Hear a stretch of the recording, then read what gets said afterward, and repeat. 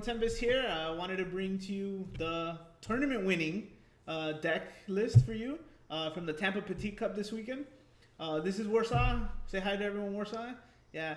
Hey guys. You can check Hey out his interview. community. You can check out his interview in the other video, but I wanted him to share with you his deck, his thoughts, and why he took the cards he did, and how they did, honestly, because I think the choices he made really benefited him throughout the whole tournament.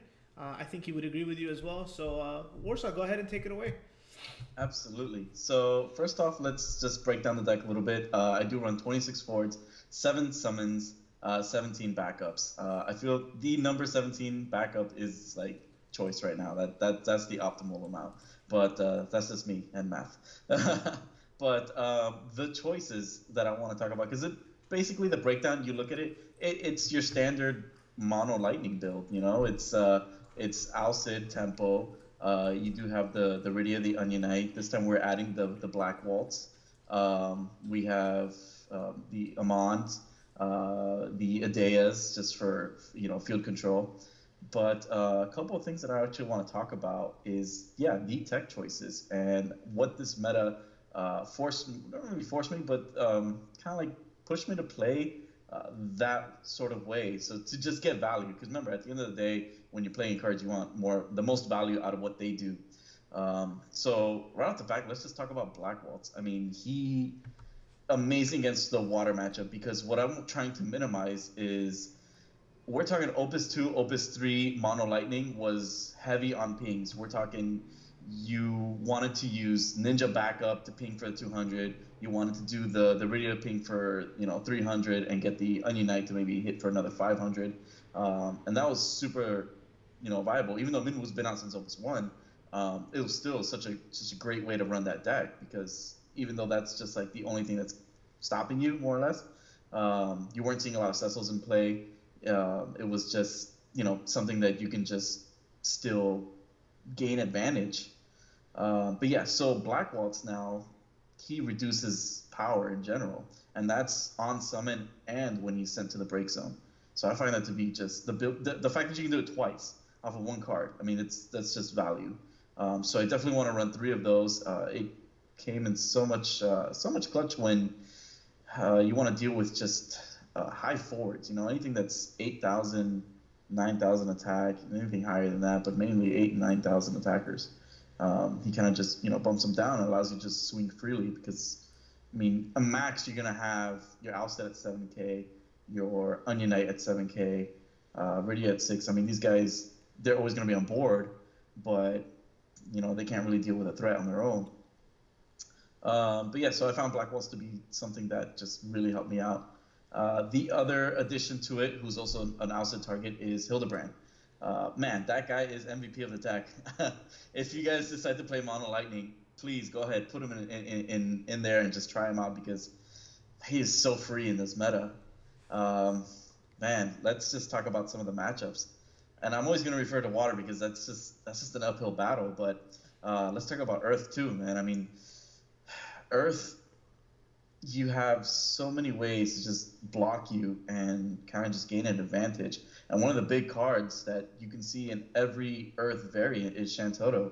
But Hildebrand just doesn't care about that, You just keep him on board. You play him, he's always going to get returned if that board clear. You just got to know how to manage your resources, And this deck, just tempo it out. Just make sure you have, 1 or 2 forwards, make sure he's out, and, make your opponent overpay for that, I won't even call it an answer. It's just like a speed bump. It's just something that, okay, they have to answer this somehow. This is how they do it. Yeah, it works against every other deck, but against this card specifically, they kind of minus. The Emperor, I mean, since, it's for 2 months now, he's been seeing more play. So, of course, with the addition of monsters, more active back row, you kind of just want to have a way to just put a little kink in the cork. So he's just kind of like that optimal play if you want to just push it a little bit more, kind of slow your opponent down. So I think he's just standard in decks. So the other card I want to talk about as well is X Death. I did choose the Opus 1 hero. I did see that the Singapore player was also playing it. Um, I didn't realize that until after someone pointed out, like, "Hey, you build is pretty similar to that." I'm like, "Well, that's awesome because those cards are great." So, I mean, right off the bat, the fact that you don't gain any X burst off of him dealing damage, it's great, you know. But my reasoning behind this and some other tech choices like Gilgamesh is that Raban is a thing. The Opus 4 Raban, he's an out and he's splashed into anything that's Earth related. So the ability to just have something standard 9K but with Lulu 10K, it's like, okay, he's not a target for Raban anymore. You know, you just have to choose somebody else. But I'm not going to give you that option, you know? Yeah. You either just kind of sit with him in your hand or just try to ping somebody else. And if you ping something like, okay, you ping an Alcid, you ping an Onionite, good. I get to play another one. I get to bring another one on board and try to keep that tempo, try to just keep that aggressive play going on. But yeah, that's where the Gilgamesh and the X Death come into play. But yeah, that's pretty much for the forwards. Everything else is just pretty standard. Amon, just you know, dole stuff, and you get to swing for free. Adea, she's just a card that your opponents need to be cautious about because you hit the X birth. Um, you're gonna clear one of the forwards, you know. If you hit it early on, I mean, unfortunately, you just don't get it unless you build your resources in the back. But yeah, so that's pretty much like the forwards. My summon choices, uh, it took me a while to figure out that as good as Cyclops is in mono lightning or in any lightning deck, you know, EX Burst reduced by 300. I don't think he's cutting it in the way the meta is forming, you know, in this Opus 4 meta. The way that you have monsters in mono water or just a water variant, or if you have, you know, anything that kind of just hides from back row. I mean, even Earth, they have some monsters too. Wind, you know, you got the Cactuar engine with Onion Knights. You know, they're not gonna get hit with that. Yeah, if they activate you know, them as a monster, but to make them afford, you're gonna get that benefit off of it. But even then, it's like, okay, so how long do you have to hold that in your hand? So it's just you. I don't know. I feel like it's just too slow, or it's not as beneficial as it once was. Only because now there's creatures, you know, monsters that can hide from it, and there's forwards that kind of don't care about it. So instead, I ran double Exodus, the triple Odin, and the double Raiden. The ability to just board clear, to just have a solid answer for a lot of the forwards that your opponent plays. That a lot of times you can't deal with them with abilities, with effects. You know, the Senna engine and Wind. You can't target them with abilities. So how are you going to get them off the field? You know, but a lot of times that's kind of like their main forward, and then they might have something else to back it up with, depending on what, you know, Wind variant that they're using. So most of the times you can have like 2 or 3 forwards on there. So I think Raiden was just an amazing choice because, I mean, think about it. You're playing Wind. You have a kind of Senna or the, you know, the 5 cost that's out there, and then more than likely, guess what? They have a Moogle out there too. So it just kind of like, I felt like it just fell into place. You know, it just, you've got the Raiden, break the Senna, and then just remove the Moogle. Guess what? They don't get that draw, and you've removed, you know, a big forward, a big issue. That's kind of like how you just keep caning that advantage. So yeah, so double Exodus does really well against the water deck.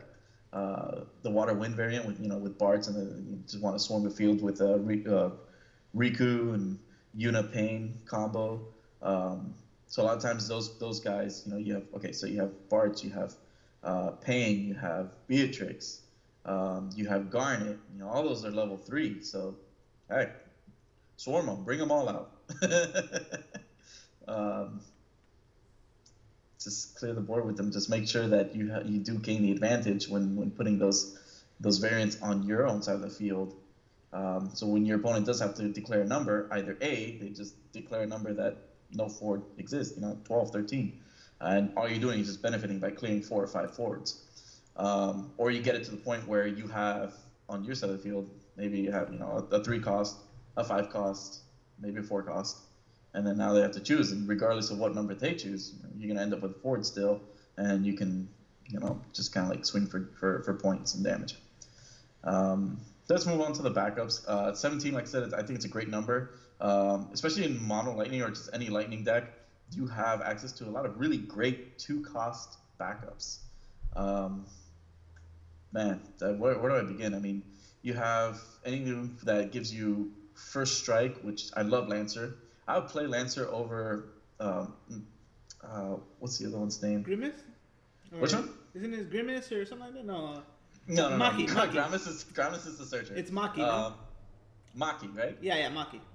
Okay, yeah. So Maki's played only offensively, but it is played if you're using the Opus 4 Legendary Lightning. But I felt like, okay, I'm not really running that card, but the first strike does sound pretty nice. But you can only use it while you're attacking.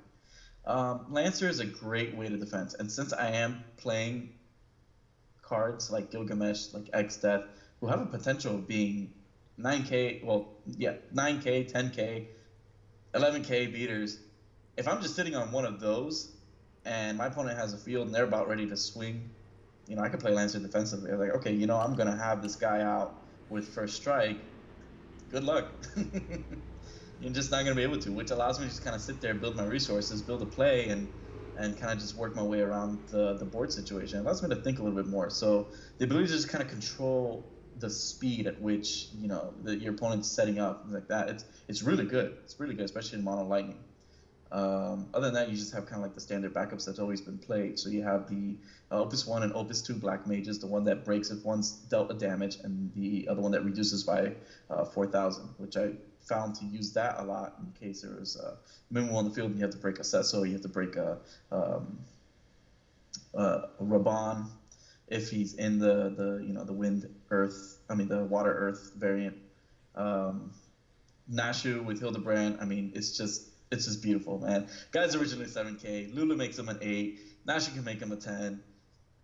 That's incredible. And gives him haste too. So it gives him haste. It's like, hey, what else do you want? What more do you want to give a card that will just constantly live? Red Mage for the haste, Gramis for the search, triple Lulu because you are playing the mono lightning, and one Seymour, and I find Seymour to be really good. He's always been played at 1, but he just comes at the right situation. The biggest threat that I ever found with using Seymour against was Garnet. Because Garnet you can't target with a summon, but a lot of times she doesn't really have an S ability, so majority of the time your opponent will use one as CP cost. So if you have an answer right away, it's like, okay, well, I kind of just play this back row and you lose a forward, a very critical forward at that in that deck. It's great. So yeah, but that's pretty much the deck breakdown. I would love to answer questions if you guys have. There's just so many different plays that you can do with this deck. You can play very aggressively. You can take your time with it. It all depends on more or less your draws and your matchups. But I want to tell you one thing: going up against water, you always got to think about that matchup. You got to understand that they always have the potential to put a board out faster than you, to nullify damage, to just kind of like create this space where you look at your hand and you're like, okay, what do I play on the board that can handle anything that they're throwing out, and just got to make the best decisions out of it. So I think the best cards right now to handle that, if you decide to do play Lightning, started that Gilgamesh. He can't be balanced. One of the big plays is that they can use Leviathan or the 6-cost. What's the 6-cost one? Sildra. Yeah. That's a big deal. So put these obstacles in for your opponent. Think about it. You have a Hildebrand and a Gilgamesh on the board. One can't be balanced, and the other one that you play fan for it. You play any sort of removal. Guess what? He's just coming back. Now the water wind variants are playing Chaos Walker with big Yuna. He remove him. I don't care. He's coming back. Yeah. So it's definitely a great balance when it comes to just playing these decks, because let me tell you, it's something to think about, something to consider, and just the way that things are going. These cards just really do help push this back into one of the top threats of playing this game. You know, it's just I think it's a really deck to consider and to always think about. So those are my thoughts. All right, well, so thanks a lot. I really appreciate you taking the time to, give us your deck list and talk about the tournament a little bit. Well, guys, here it is. Again, congratulations, Warsaw, on taking first place in Tampa. Thanks. I'll share you guys my deck, and I have another deck too, my other teammates' deck for you to check out. Just check out the site. I'll leave this deck list in the description for you to check out as well. And yeah, we'll see you next week with more stuff. Bye, guys.